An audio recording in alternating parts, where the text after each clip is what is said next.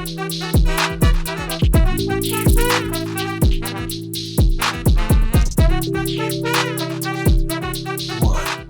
guys, welcome to Free Thinking with Montel. And I've got some information that might seem a little staggering to most people who are really unaware of this. According to the Centers for Disease Control, 1 in 6 veterinarians has considered attempted suicide, and 1 in 10 suffers from severe psychological distress. In short, the veterinary industry is in the midst of a serious mental health crisis, just like the rest of this country is in the midst of, I believe, a next pandemic. And, that we're just coming out of this pandemic. We're about to go through another pandemic of mental health. The Journal of American Veterinary Medical Association conducted a study looking at suicide among U.S. veterinarians from 1979 through 2015 and found that veterinarians are up to about 3.5 times more likely to die by suicide than the general population. Today's guest is an emergency small animal veterinarian currently practicing in Castle Rock, Colorado. She earned her undergraduate degree from the University of North Dakota and graduated from vet school in 2009 from the University of Minnesota. She has practiced veterinary medicine in Hong Kong, Minnesota, Oregon, and Colorado. She is also a mental health advocate passionate about shedding light on the mental health issues within the veterinary industry. Dr. Carrie Daly, thank you so much for being a part of Free Thinking with Montel today. Thank you for giving me such a great platform to talk about this. It's rare to get that. I appreciate it so much.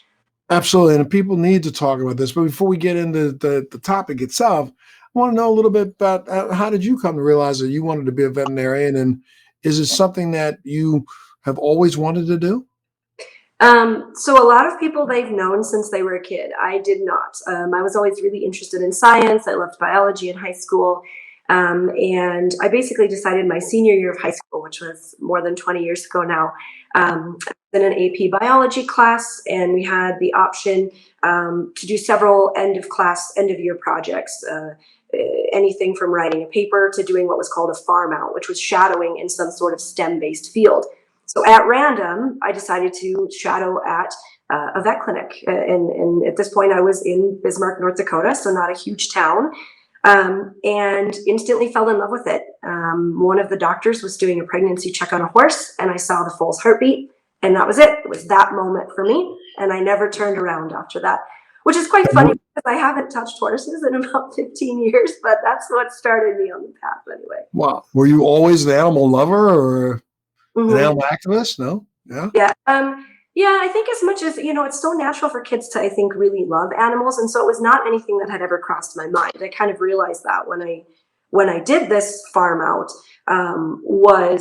it had just never even occurred to me to become a veterinarian. But then once I made the choice, it seemed so obvious, having grown up respecting animals and loving animals and wanting to do some meaningful work in my life. So. Well, a lot of people aren't aware of the fact that veterinary school is just like going to regular medical school, is it not? It is.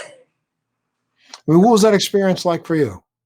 It was great. So I have some of my from a more personal aspect, some of my longest term friends are from vet school because you're so in it. But the first 2 years mimic medical school very closely. So you do high school, you do 4 years of an undergraduate degree, unless there are some schools in the UK and so forth where you do like a 6-year combined undergraduate and veterinary degree. But so in the United States, you do 4 years of an undergraduate degree, then 4 years of veterinary school, which gets you a doctorate. And if you want to specialize, meaning you want to become a veterinary internal medicine specialist, a veterinary surgeon, a veterinary dermatologist, oncologist, it is an additional internship and 3 years of school. And so it does mimic the medical field very closely. The major difference, obviously, is we are looking at multiple species. And if you want to go into general practice, you can be done at the end of your 4 years of veterinary school. Wow.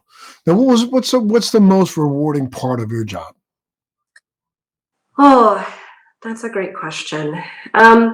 There are several, and some of them might be surprising.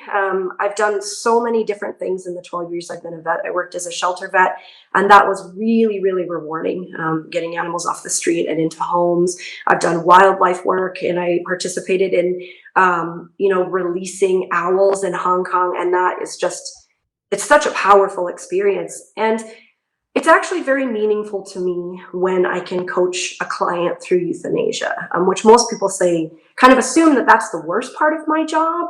But for me, when an owner is making that decision about a pet they love, it really kind of, it cuts through all the BS, right? Like, it's a person making a choice to advocate for a being to their own detriment. And I think that really highlights the good that can exist in humanity. And so for me, being able to be present during that period and having people put trust in me to help them make that choice is extremely meaningful. It also obviously helps us prevent animal suffering, which has kind of been my whole goal the entire time I've been a vet in the various fields I've been in, is just to do anything I can to minimize animal suffering. And you work with all animals. So I do mostly dogs and cats. I will see exotics and pocket pets. I kind of joke. Anything that can walk through my door, I will see it. I've worked at many hospitals where we've had to see birds and reptiles, our little pocket pets like guinea pigs and sugar gliders.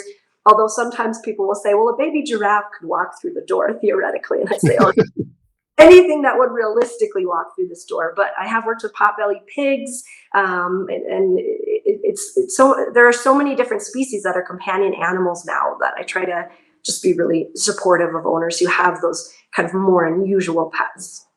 Sure. Now, what would you say the hardest part of your job is, especially the hardest part emotionally of your job is? One, animal abuse. We do see it.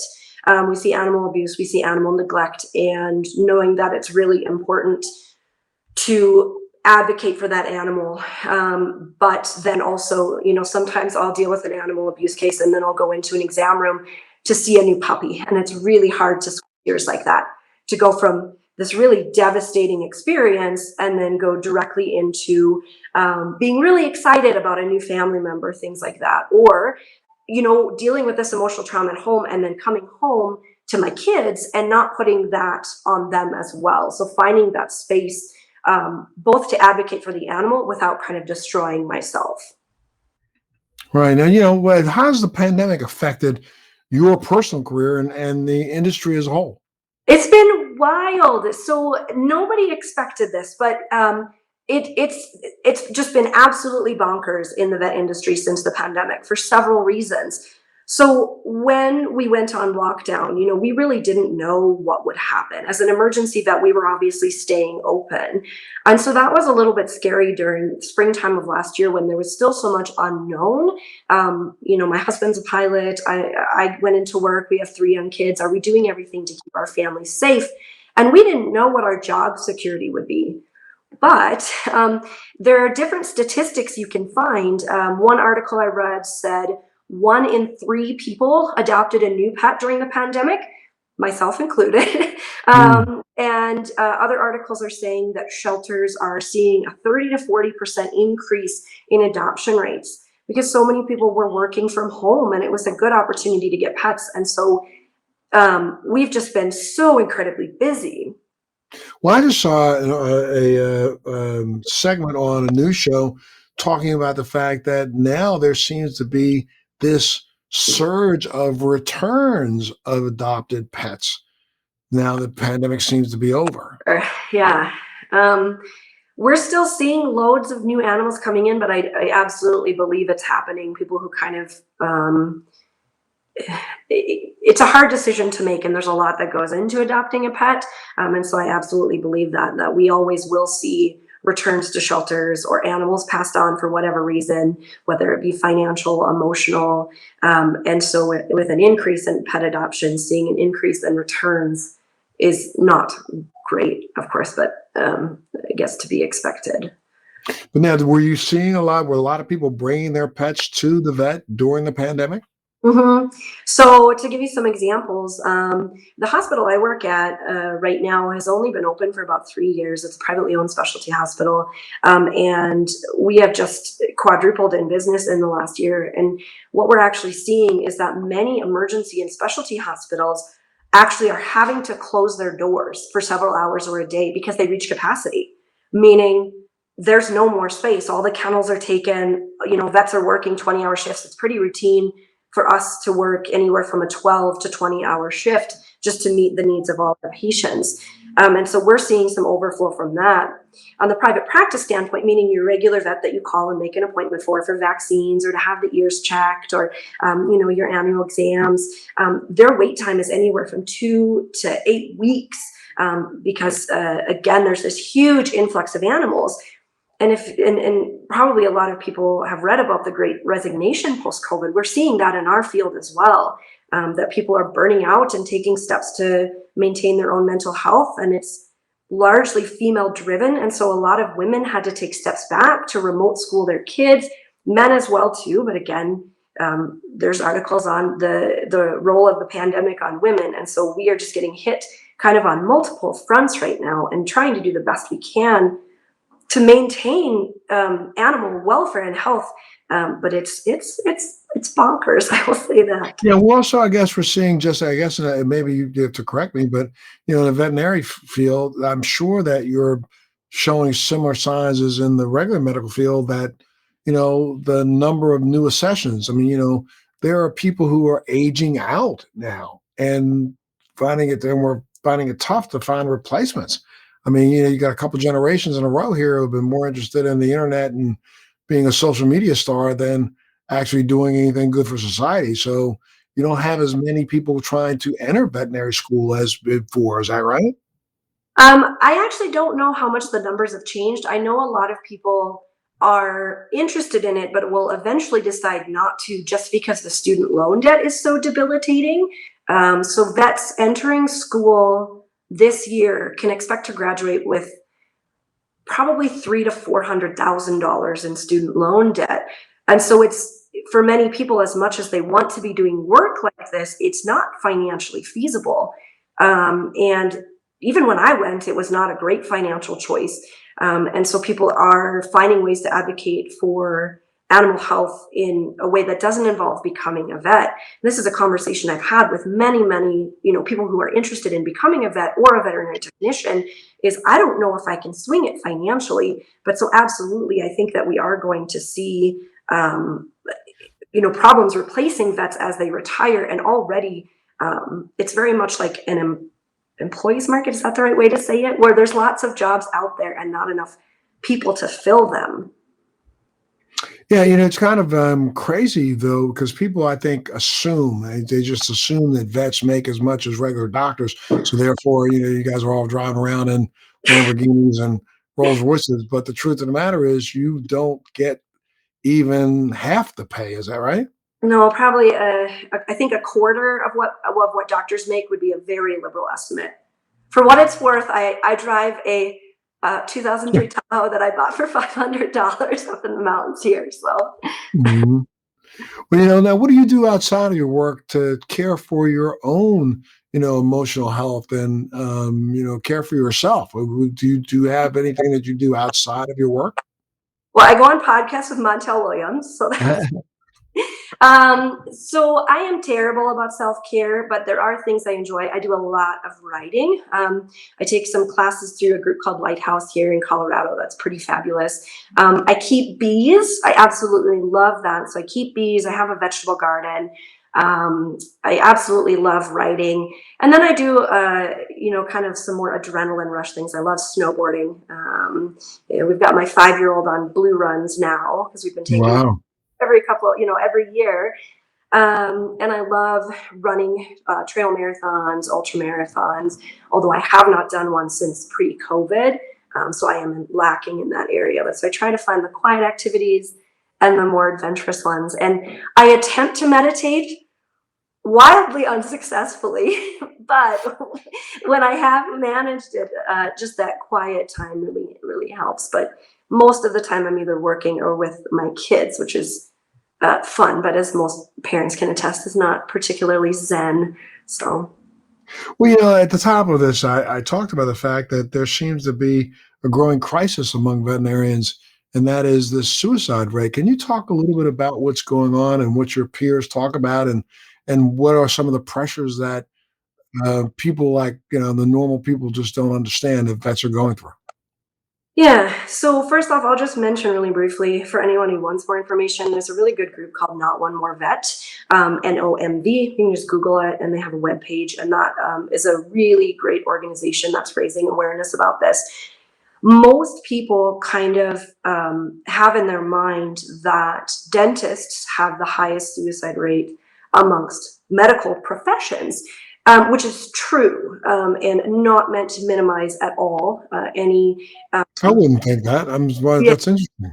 yeah, and but we're actually higher, but we're kind of outside because we're not human medical professions. So if you look at medical professions as a whole, veterinarians have a suicide rate anywhere between 3.5 to 4 times that of the general population. And there's several reasons for that. Do you want me to go through that? Sure. Let's Yeah. talk a little bit about that. Yeah. So one is the emotional strain. It's really, really hard to do this work. Like, it's really hard to see innocent creatures suffering.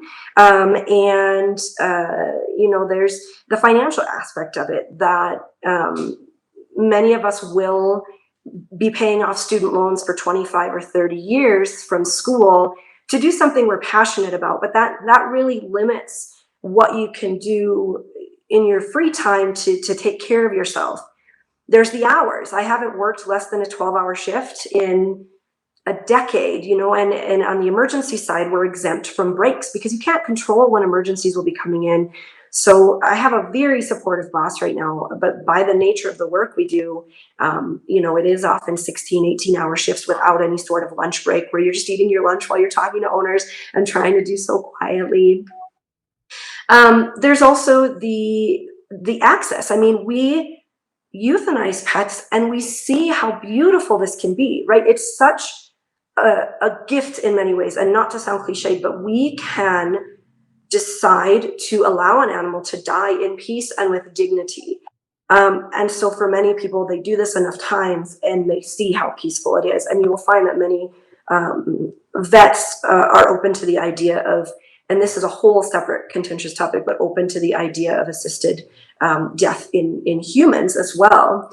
And there's the access. I mean, we have direct access to pentobarbital, which is the euthanasia solution that allows a painless death. And so that's not reason enough. But if you have someone who suffers from severe depression, anxiety, this is exacerbated by emotional stress, by financial stress, by long hours worked, by clients who can be really, this is a whole separate topic as well, but many clients, especially this last year, we're an easy target when times are rough, right? I want you to talk about this though. Don't just gloss over it. Gloss over it. Talk about the responsibility of these animal parents who come in and use you as their whipping post. Right, and it is, I think, because a lot of people in the vet industry are extremely empathetic and often very type A personalities, and so then you take someone who's dealing with their own stress. So you take a dog or cat owner who maybe is stressed by the pandemic, has mental health issues of their own, has recently lost a family member, is going through a divorce, and maybe this animal is the thing that's keeping it all together for them, right? Like, this animal is who they rely on. This is their support animal, and then they come into us and that animal's sick or that animal's dying and it's too much. And so then where's the natural person to direct all of that stress and anger and grief? It's the vet, okay? And so we've seen a huge increase in this the last year, presumably due to just the variety of things that have been happening that are, in 2020, 2021. People try to blame you. People try to blame the vet for the cost of care, which Yeah. and they recognize that the cost of care is what it is. Exactly. Get pet insurance. I'm a vet. I have pet insurance. It really, really, really helps, and it's worth every penny. But yes, there's that financial stress too, and we often will kind of get blamed for that. We truly are in this industry because we care about animals, and so just Please be patient with us. Be kind. We don't like the long wait times. We don't like seeing your pet sick. We are sincerely doing everything in our power to do the best by you and your pet. And I think sometimes amidst the grief of everything happening, that is really forgotten. My front desk staff, they often will take the brunt of it. They said about 25 to 30% of clients are yelling at them currently, related to a variety of issues. And that's pretty consistent amongst a lot of vet hospitals. So That's insane. I mean, you would think that the person who's just like, I look at my dog as if he's my child. And, yeah, I mean, why would I beat up the doctor who's trying to save my child's life? right. And it's such an emotional place too when you have a pet that's sick and you're dealing with so many other things. So often I end up talking to clients and it really is the straw that broke the camel's back, and they start talking about the parent they lost this year, how they just lost their pet, or how, a family member was just diagnosed with cancer and now their dog's diagnosed with cancer. And so often it's this unloading, and that I'm always happy to listen and try to give me a better perspective on how this feels for a person individually. But for some people, it's just, we are an easy target to take that out on, because vets tend to be very kind and compassionate. Yeah, I mean, what would be one of the things you'd love to be able to say and talk to a pet parent about? Um, You know, oh gosh, so many things. Get your pet insurance. Um, Trust your vets. Often as well, I want to discuss this with, I want to discuss this with my neighbor. I want to discuss this with my breeder. Like, we went to school for a long time to do this. And, for many of us, I think that there is sometimes an assumption that the more we do, the more money we make. And it's often actually exactly the opposite, where many of us are salaried. And so the more time we spend talking to you, the more time we spend with your pet, the longer we'll be in the office. And so you can break that down, that's actually lower wages. And we're really doing it because we care about the animal and we want what's best for that animal. And so just understanding that we are not in this for financial reasons. This is a huge emotional strain. Getting pet insurance limits that financial piece of it. And I want to say quickly, I have no, what's the word I'm looking for? I'm not linked to any sort of pet insurance company. This is just legitimately, it really is worthwhile to pay that little bit. And then if something catastrophic like a vehicular accident happens, that's covered. And lastly and briefly, if you have a friend or acquaintance who's a vet, don't ask them for free advice. That's not what we want to do in our free time. We want to be reading and walking and studying and doing these things that are important to us. I always say, if you're a really close friend of mine, I am absolutely happy to talk to you about veterinary care, because I know that that's a complementary relationship. Like, my neighbor asked me for vet advice, but she also dog sits. And if I've ever been sick, she'll run over and watch my kids. So we have this really kind of supportive relationship. But if you barely know the person, call your vet. There's even some really neat online services now that you can call and get an app to get vet advice. Respect the space that vets have outside of their work as their own time. Please and thank you. absolutely. No, no, no. And, I mean, what else can people do to support, veterinarians in the local community? If you see someone posting really negative things on forums, if you have something positive to say about your vet, we do read those. Almost every vet that I know actually will go on and read the reviews on Google or Yelp, etc. And so if you have a really positive experience, just say that. Because it helps balance out, some of the people who might complain about wait times, things like that. It really is meaningful to get that positive feedback. Yeah, and sometimes people just complain just to complain, right? You know what I mean? So yeah, I know. Recently we had a little issue with our doggy, and we had to take him to the vet, and we were literally looking at reviews of somebody's pets. I'm going, how could somebody write something like that? You wouldn't write that about the local emergency room. Right. And it's interesting because I feel like often when people have a really positive experience, it doesn't kind of tick on their radar and I'm guilty of this as well. It doesn't tick on their radar to write something positive, but if you have a negative experience. And so I've seen really good hospitals get torn apart. And there are cases as well. There was a famous case on the East Coast. I cannot remember exactly where. And this was about 8 years ago, I want to say, but where a woman was, a veterinarian was harassed and eventually committed suicide. And we do see people leaving the fields over people doing this. Talk about the fact that a lot of times veterinarians are threatened, and not just giving bad reviews online, but you get bad calls, people jump in your face, act like the maniacs. So there have been death threats at hospitals in the Denver metro area due to wait time. I used to work in a different state, and I was lunged at by a client. Many vets that I know have been harassed online repeatedly by clients who had a negative experience. And sometimes it's wild. I've had clients yell at my support staff for perceived political views, and it just doesn't even make sense. Politics and pets, come on now. Yeah, and it's we're gonna care for the animals of anyone who comes in our door. The exception being if people are racist or misogynistic or people who swear at my support staff, we will not see them. We're starting to put a hard line on that.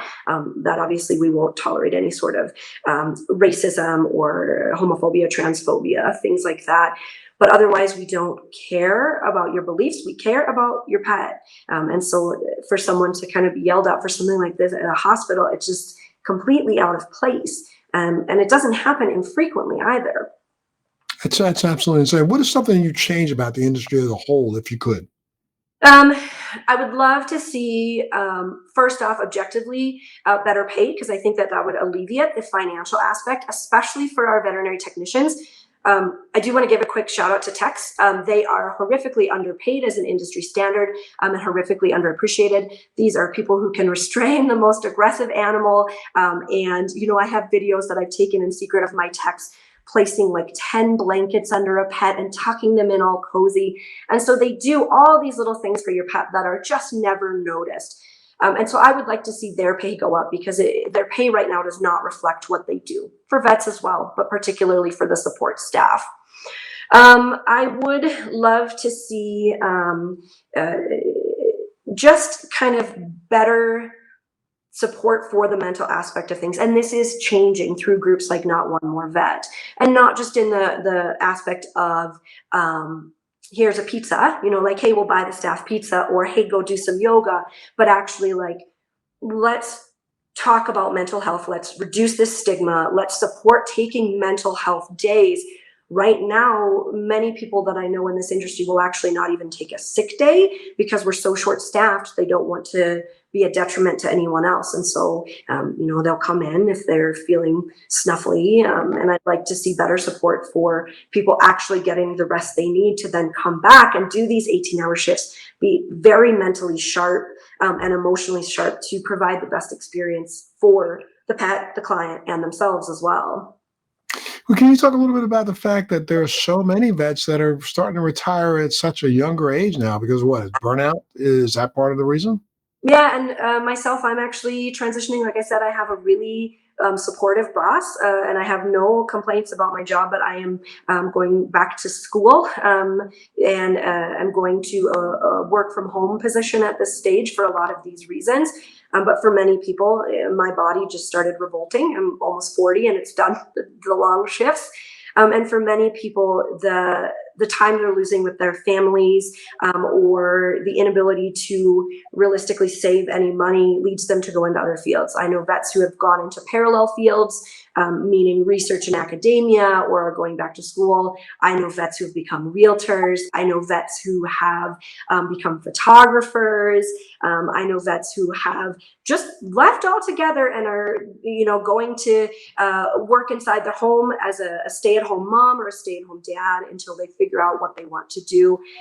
And so there are we're seeing, you know, vets who've been doing it for 30, 40 years retiring, but we're also seeing vets who are as little as 5 years out calling it and going to another field for their Well, mental that's health. also that's disturbing because it doesn't seem as if the enrollment rate in veterinary school has gone up. I don't know what the numbers are, but if it's like the medical community, you know, that we're on a fast moving train towards. I mean, we know already that this year, 2022, we will be close to 500,000 nurses short in America.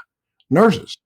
You know, we'll be close to 300,000 doctors short in America, and we're not replacing them immediately. So we're going to start seeing, you know, doled out medical care in humans. We're going to start seeing the same thing in pets, are we not? And considering too that one of the largest generations in our history, the baby boomers, are starting to become older and be needing an advanced level of care. That's I agree. That's very concerning, and we are seeing it in our industry as well. What advice would you give a young person out there who really thinks, you know, I'm an animal lover and I would really love to become a veterinarian? What advice would you give them? First off, if you really feel passionate about it, do it. I am in full support of anyone doing what drives them and what they are passionate and what they feel is their call. Right? That being said, you have to love animals and you have to love medicine. That's one really important thing. Is it's easy to love animals, but it can be tough to love organic chemistry, which is required in vet school, and it can be tough to love anatomy. And so really make sure that you are interested in that STEM basis as well. And then run the numbers as well. Realistically, you know, what vet schools are actually advising for repaying loans is what's called income-based repayment at this stage, where you pay a small amount based on how much you earn. And theoretically, whatever you haven't paid off after 25 years can be forgiven. But then you're taxed on that. And there's only a small percentage of people who will realistically qualify. And so running those numbers, is this financially feasible? And if it's not, how do I make it financially feasible? I know people who have done it as a second career once they saved up some money as a first career and have been very successful because they were in a better financial place by the time they became a veterinarian in their, you know, late 30s or early 40s. Right. Do you see a lot of people transitioning in their late 30s or early 40s into veterinary? One of my best friends used to be, I think it was marketing, and she's about 42, and she graduated just a couple of years ago. And I had a few in my class as well. If she watches this, hopefully she doesn't feel called out right now. Yeah. But I know that she was in a better place both to make the decision because she'd had kind of more life experience and had done this other field and had a lot of time to think about it. And also being able to keep up with student loans a little bit better. There aren't many who do it, but it seems to have worked for those that I know who went back to school. So Now, for you, are you transitioning out, you just said, or yeah? So kind of a parallel move. So I'm doing a graduate certificate, which can be fed into a master's degree in wildlife forensic sciences and conservation medicine. So I'm wanting to move more to the wildlife piece. Gotcha. Okay. And we definitely wish you well. The people, I mean, what advice would you give those veterinarians who right now are on the job and literally suffering a little bit emotionally and they don't know how to get out of that funk? One, you're doing a great job. In case you aren't hearing it, I always like to say that to vets, you are doing a great job. And one thing I often say to colleagues is our job is to advocate for animals, including ourselves. We are also animals and we need to advocate for us. Advocate for yourself. You know, this is a market where, especially as you become increasingly skilled and show yourself to be dedicated and very compassionate and skilled in your job, you can ask for better wages. You can ask for better pay and more days off. You can make decisions, perhaps part-time work, perhaps relief work. And so don't feel like you have to be trapped in this industry. And if this industry is destroying you, then leave. There are other fields you can go into within this. You know, there's good telemedicine options now, and there are, there's so many things that you can do with a veterinary degree. And I feel like I've done this myself, so hopefully I'm speaking kind of more for myself, but I have gotten into the mindset that I've invested so much time and energy into this career, but our careers don't have to define us. If you're in a place to make a parallel move or step back, or change fields altogether, and if that's in your best interest, do it. Do what you need to do to stay healthy. I don't want to be driving vets away, but I would rather drive a vet away from the industry for their own mental health, meaning they are taking steps, than lose a vet to suicide because they felt that there was no other choice. Thank you so much, Dr. Carrie Daly. And I got to tell you, one last thing is I think I'd love for you to reiterate it. Maybe, let's call it the